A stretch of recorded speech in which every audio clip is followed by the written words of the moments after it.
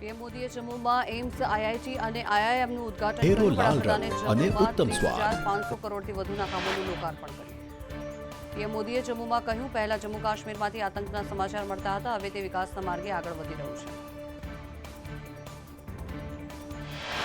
National કોન્ફરન્સના નેતા Farooq Abdullah PM મોદીના ફેન બન્યા. કહ્યું, પીએમ જે કરી રહ્યા છે તેની કાશ્મીરને જરૂર છે.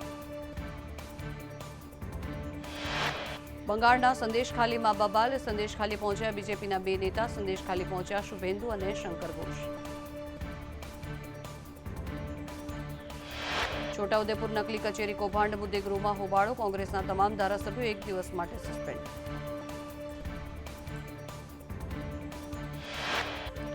એક જ ઓરડો ધરાવતી શાળાઓનો આંકડો ગૃહમાં રજૂ. રાજ્યમાં 341 જેટલી શાળાઓમાં માત્ર એક જ ઓરડો. સુરત મનપાની સામાન્ય સભામાં હોબાળો. શાસક પક્ષના કોર્પોરેટરે વિપક્ષ પર કટાક્ષ કરતા કર્યો હોબાળો.